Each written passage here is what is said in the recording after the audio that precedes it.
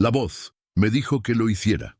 En una gélida noche de enero de 1975, agentes de policía allanaron una casa de Filadelfia con la esperanza de interrogar a un hombre peculiar relacionado con una serie de crímenes extraños. Dentro, el ambiente apestaba a aire viciado, betún para zapatos y algo más. Una oscuridad que se aferraba a las paredes como moho. Encontraron a Joseph Kallinger, zapatero de profesión, asesino por delirio, tomando café tranquilamente como si nada en el mundo pasara. Pero lo que les dijo dejó helados a todos los agentes. Lo hice porque Dios me lo dijo, a través de mi zapato. No se trataba de un criminal común. Era un hombre que creía estar en una misión divina, una que incluía asesinato, tortura y terror. Y no actuó solo. Su cómplice, su propio hijo adolescente, Joseph Lee Brenner III, nació el 11 de diciembre de 1935 en Filadelfia. Pero la vida le jugó una mala pasada antes de que pudiera siquiera caminar. A los 2 años, su padre biológico lo abandonó. Su madre, incapaz de sobrellevar la situación, lo entregó a un orfanato. Allí, Joseph enfrentó años de abuso sistemático, tanto físico como psicológico, que sembrarían las semillas del monstruo en el que se convertiría más adelante. A los 6 años, fue adoptado por Stephen y Anna Kallinger, inmigrantes austriacos, dueños de una zapatería. Joseph adoptó su apellido y comenzó una nueva vida, una que, trágicamente, no fue mejor que la anterior. Su padre adoptivo era un disciplinario de la más cruel clase, golpeando a Joseph con cinturones, cadenas e incluso quemándolo con hierros. Su madre permaneció en silencio, cómplice del tormento. En el pequeño apartamento encima de la zapatería, el joven Joseph aprendió el arte de hacer zapatos y el lenguaje del dolor. En su adolescencia, Joseph desarrolló comportamientos perturbadores: prender fuego, dañar animales y sufrir convulsiones. Intentó suicidarse varias veces. Y de adulto ya le habían diagnosticado esquizofrenia paranoide, pero nadie imaginaba en qué se convertiría algún día. A principios de la década de 1970, Joseph Kallinger se había convertido en un enigma en su propio barrio. Para los forasteros, era un zapatero tranquilo que trabajaba muchas horas. Era reservado y asistía a la iglesia con regularidad. Su zapatería estaba llena de herramientas de cuero, tacones, botes de betún y símbolos religiosos. Encima de la tienda, en un apartamento estrecho, vivía con su esposa Elizabeth y sus 5 hijos. Pero en privado, Joseph Kallinger era un tirano alimentado por el delirio, la rabia y un arraigado sentimiento de superioridad religiosa. La visión de Joseph de la paternidad era sádica. Sus castigos no eran disciplinarios, sino ritualísticos. Inventó crueles sistemas de tortura, a menudo por ofensas tan leves como hablar fuera de turno o perder un zapato. Arrodillarse sobre escobas durante horas hasta que la sangre se acumulaba alrededor de las rodillas. Ingerir heces o vómito a la fuerza como forma de purificar sus almas. Marcar a sus hijos con utensilios calientes u objetos metálicos. Encerrarlos en armarios o sótanos durante días sin comida ni luz. Obligaba a sus hijos a llamarlo el general o papá señor, insistiendo en que lo saludaran y se pusieran firmes. Elizabeth, su esposa, intentaba proteger a los niños, pero a menudo era agredida. Los vecinos oían gritos ocasionalmente, pero nadie llamaba a la policía. Joseph simplemente era estricto. También se obsesionó con llevar un registro.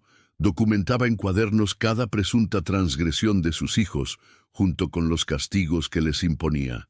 Era su diario sagrado, y afirmaba que estaba inspirado por la ira de Dios.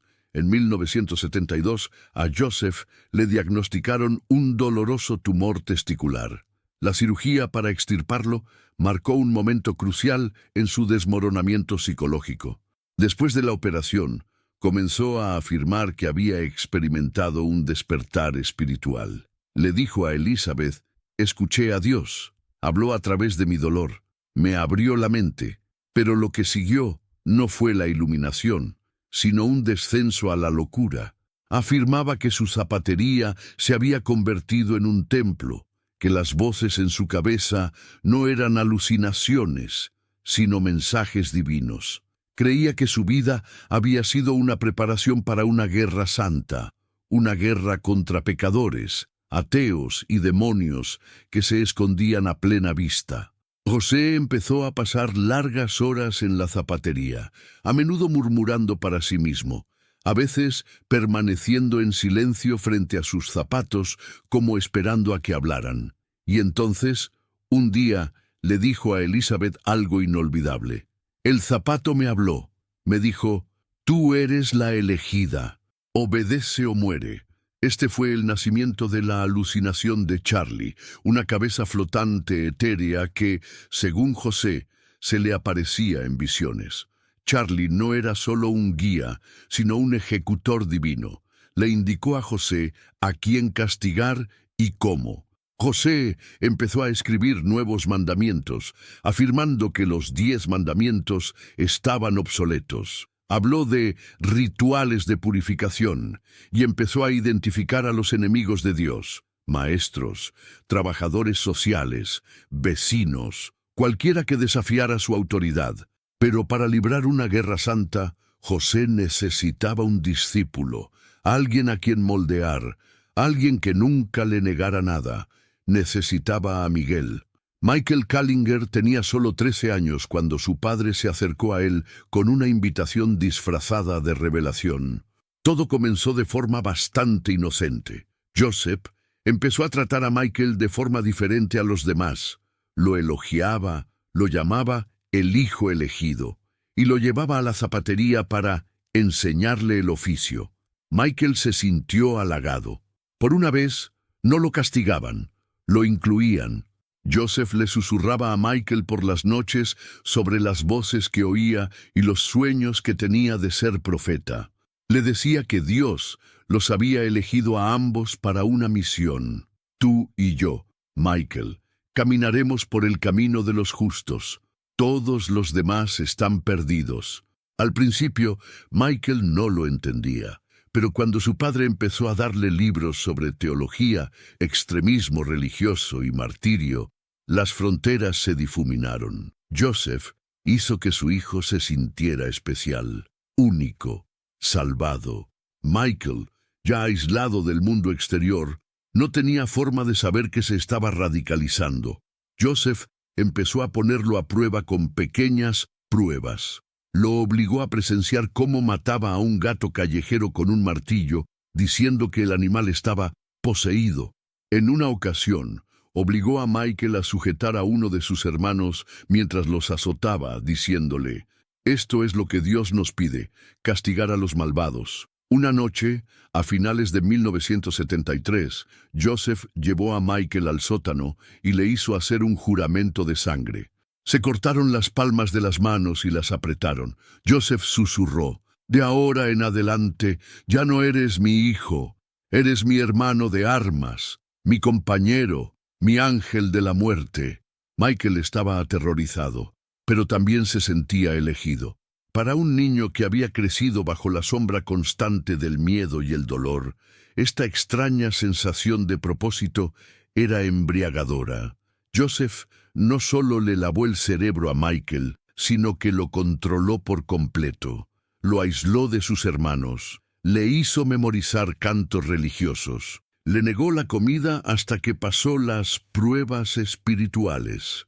Le dijo, «Si alguna vez me traicionas, Dios enviará fuego para consumir tu alma». Finalmente, Joseph le presentó a Michael una lista que había creado, un libro negro de pecadores. Incluía nombres de personas de su comunidad que supuestamente se habían burlado de Dios. Algunos eran antiguos vecinos. Uno era un sacerdote que Joseph creía que había ignorado su importancia espiritual. Le dijo a Michael, «Vamos a dictar sentencia. Como Abraham, como Moisés, Dios quiere que se vayan». Michael, aún un niño, estuvo de acuerdo. No tenía elección. A mediados de 1974, Joseph Kallinger había convertido a su hijo en una herramienta, alguien sin voluntad propia, impulsado por el miedo, la fantasía y una obediencia fatal. El zapatero ya tenía a su soldado, y los asesinatos estaban a punto de comenzar. A Joseph Kallinger no le bastaba con abusar de sus hijos. Para el verano de 1974, creía que Dios le hablaba directamente, a través de objetos inanimados, a través de paredes y, lo más inquietante, a través de una cabeza flotante a la que llamó Charlie. Pero Dios, en la mente de Joseph, no era misericordioso. Dios estaba enojado, era vengativo y exigía sangre. El primer mandamiento de este Dios era claro: sacrifica a uno de tus hijos. Joseph eligió a Joseph Jr., el hijo de su primer matrimonio, un chico tranquilo y reservado de 14 años que vivía con padres adoptivos tras años de abandono y maltrato por parte de su padre. Joseph lo veía como desobediente, infiel, un lastre para la causa. Y peor aún, como alguien que podría hablar. Joseph planeó la muerte de su hijo meticulosamente. El 7 de julio de 1974 le dijo a su esposa que llevaría a Michael, su hijo de 13 años, de campamento. En cambio, recogió a Joseph Jr.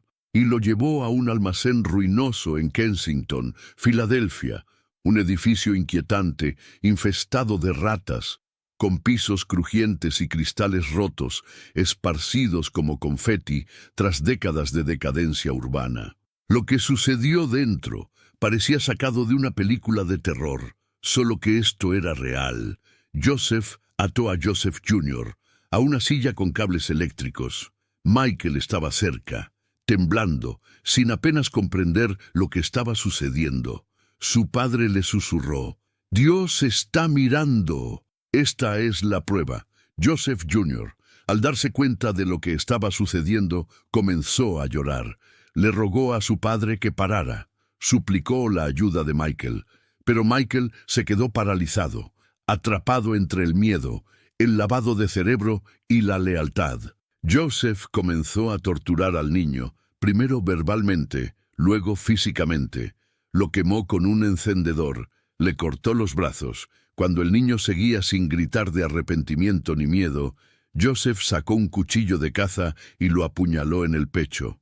Una y otra vez. Michael declaró más tarde a la policía que su medio hermano lo miró durante los últimos momentos, no con odio, sino con una especie de dolor exhausto y roto.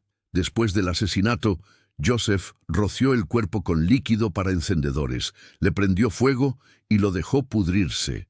El edificio sufrió un incendio leve, pero las autoridades lo descartaron como un incidente pasajero. Nadie sospechó de los Kallinger. Para José, el sacrificio fue aceptado. Charlie volvió a hablar. La misión había comenzado. Tras el asesinato de su hijo, José se obsesionó con la idea de que él y Michael habían sido elegidos para purificar el mundo. Interpretaba las imágenes cotidianas: un perro ladrando, una sirena que pasaba, una bombilla parpadeante, como señales del cielo. Las instrucciones divinas ahora tenían un patrón: encontrar a los malvados, entrar en sus casas, castigarlos. Así que Joseph desarrolló una táctica aterradora: ataques puerta a puerta al azar, haciéndose pasar por vendedores, trabajadores sociales o recaudadores de fondos. Joseph y Michael llamaban a puertas al azar en los suburbios. Si alguien abría, convencían para que entraran. Una vez dentro, ataban a la familia, la amenazaban, la robaban y, en algunos casos, la mataban. La oleada comenzó el 4 de noviembre de 1974 en Lindenwold, Nueva Jersey. Ataron a una mujer y a su hija pequeña, saquearon la casa y escaparon con joyas. Nadie murió, pero fue una prueba y un éxito. Sus siguientes ataques se volvieron más audaces. En el municipio de Susquehanna, Pensilvania, irrumpieron en la casa de una pareja de unos 60 años, los ataron con cables alargadores y los robaron. Joseph puso un cuchillo en la garganta de la esposa mientras sermoneaba al esposo sobre el pecado y la obediencia. En Elkins Park, un hombre se resistió. Joseph lo golpeó con una palanca. Una vez más, escaparon. Michael contó más tarde que, después de cada ataque, Joseph actuaba eufórico, como un niño después de un recital escolar. Creía que estaban limpiando la tierra, casa por casa. Entonces se produjo el crimen más infame y brutal. Joseph y Michael llegaron a la casa de los Knapp en Leonia, Nueva Jersey, alrededor de la 1 p.m. Dentro estaba Maria Fasching, una enfermera de 21 años y amiga de la familia que estaba de visita. Abrió la puerta esperando ver a un repartidor. En cambio, vio a dos desconocidos, uno mayor, con mirada intensa, el otro, un adolescente con aspecto asustado. Joseph entró a la fuerza con una pistola. Ataron a María y a los dueños de la casa y saquearon la casa. Pero algo en María enfureció a Joseph. Ella lo interrogó, le preguntó por qué hacía eso. Joseph dijo que se burlaba de Dios. Llevó a María al lavadero, la ató a una silla y comenzó a interrogarla. ¿Crees en mí? ¿Crees en Dios? Ella le dijo que creía en su Dios, pero no en el suyo. Eso fue suficiente. Michael, de pie fuera de la habitación, escuchó sus gritos, primero suplicantes, luego gorgoteantes. Joseph apuñaló a María 17 veces y le cortó la garganta. Luego, con calma, limpió el cuchillo, regresó con las otras víctimas atadas y reanudó su sermón sobre el juicio divino. La escena era horrible. Sangre salpicada en la lavadora, las paredes y el techo. El cuerpo de María se desplomó, su última mirada congelada en desafío. Esta vez, la policía fue alertada rápidamente.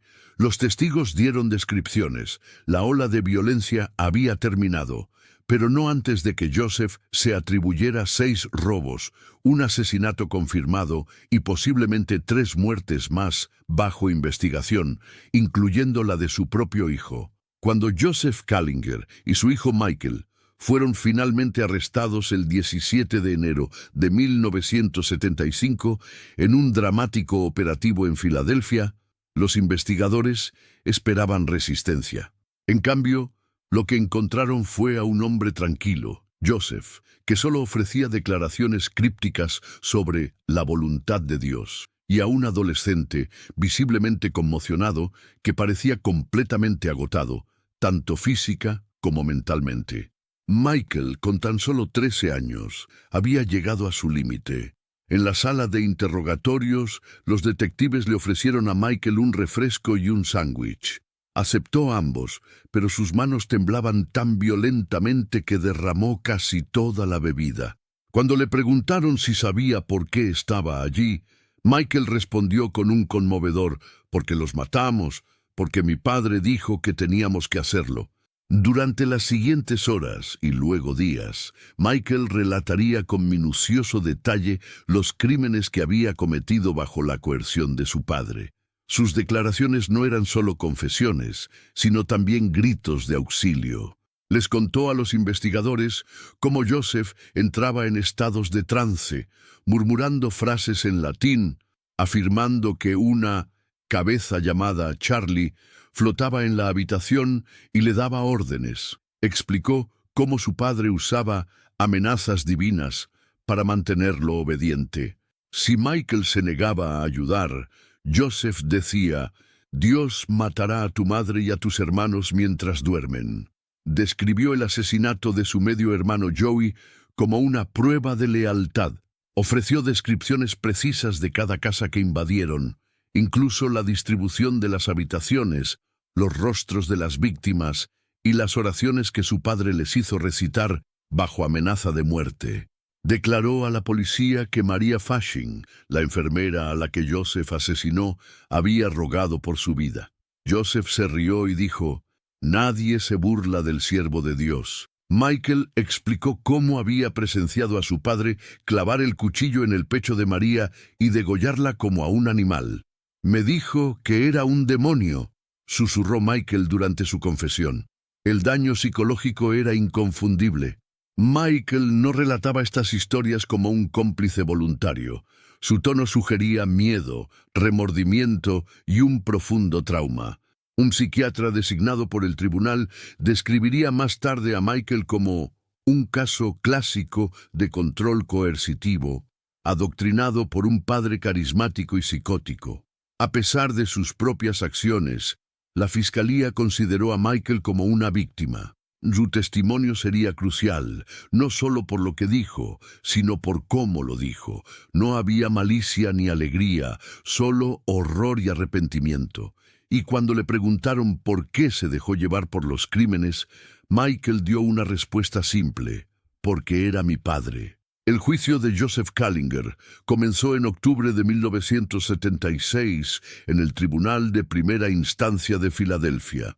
Periodistas llenaron los estrados, psiquiatras, criminólogos e incluso expertos en teología observaban atentamente.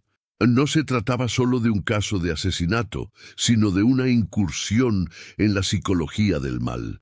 La comparecencia de Joseph ante el tribunal fue inquietante. Vestía ropa que le quedaba mal, llevaba el cabello despeinado y a menudo murmuraba pasajes de las Escrituras o hablaba en lenguas en voz baja. Algunos días afirmaba ser Jesucristo, otros afirmaba ser Lucifer. Sus abogados argumentaron locura, que Joseph Kallinger era un esquizofrénico crónico que no podía distinguir la realidad del delirio. Presentaron extensas evaluaciones psiquiátricas.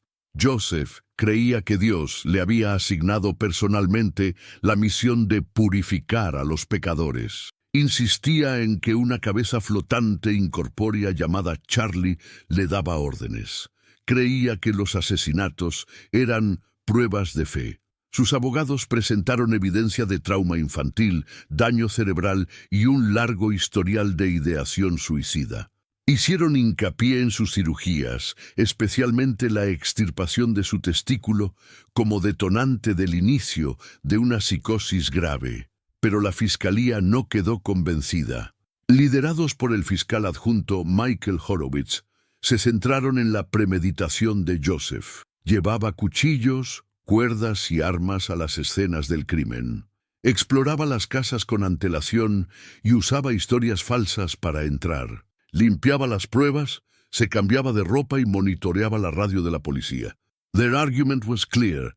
Joseph Kallinger may have been disturbed, but he was also calculating, manipulative, and fully aware of his actions. Entonces llegó el momento más emotivo del juicio, el testimonio de Michael Kallinger. Michael, que ya tenía 14 años y vestía un traje prestado, subió al estrado. Le temblaba la voz y evitaba la mirada de su padre. La sala se quedó en silencio cuando comenzó. Habló de cómo su padre lo convenció de que estaban en una misión de Dios. Describió cómo Joseph lo había obligado a presenciar y a veces a participar en torturas, abusos sexuales y asesinatos. En un momento dado, Michael se derrumbó al describir la noche en que asesinaron a María Fasching. Ella estaba llorando, y él dijo, Dios quiere su sangre, y yo me quedé allí parado. No me moví, no podía moverme. Cuando el fiscal le preguntó a Michael qué sintió en ese momento, respondió, como si ya estuviera muerto. La reacción de Joseph sonrió con suficiencia. La defensa trajo psicólogos que describieron a Joseph como delirante, pero no malicioso. Uno de ellos, el doctor Martin Blinder, declaró, no es malvado, está enfermo, consumido por la psicosis. La fiscalía replicó con sus propios peritos. El doctor Karl Reiner testificó que Joseph simulaba síntomas. Kallinger no está completamente loco. Conoce el sistema, sabe cómo actuar como un loco y está utilizando esa ilusión para evadir la justicia. Tras semanas de testimonios macabros, el jurado se retiró a deliberar. regresaron en tan solo 2 días, culpable de asesinato en primer grado, secuestro, robo y conspiración. El juez condenó a Joseph Kallinger a cadena perpetua sin libertad condicional. Michael, en cambio, se libró de la pena de adulto. El tribunal reconoció su edad, los abusos sufridos y su cooperación. Fue recluido en un centro de detención juvenil hasta los 21 años y luego liberado discretamente con un nuevo nombre y antecedentes penales sellados. El fantasma de un chico que una vez fue obligado a matar en nombre del Dios de su padre. Joseph Kallinger no se desvaneció en la oscuridad en prisión. Se volvió aún más extraño. Afirmó ser a la vez Dios y Satanás. Se grabó palabras en la piel, realizó huelgas de hambre e incluso intentó suicidarse en múltiples ocasiones. También intentó arrancarse los ojos, alegando que Dios le había mostrado demasiada maldad. Los psiquiatras lo consideraron un esquizofrénico severo, pero aún capaz de distinguir el bien del mal. Ocurrió entre pabellones psiquiátricos y celdas de prisión. En 1996, Joseph Kallinger falleció de un fallo cardíaco en una prisión de Pensilvania a los 60 años. El caso de Joseph Kallinger es más que la historia de un loco. Es una advertencia sobre ciclos de abuso, enfermedades mentales sin tratamiento y cómo el mal puede disfrazarse de propósito divino. Pero quizás el detalle más inquietante sea este. Joseph dijo una vez en una entrevista, «Si Dios me lo volviera a pedir, lo haría todo de nuevo».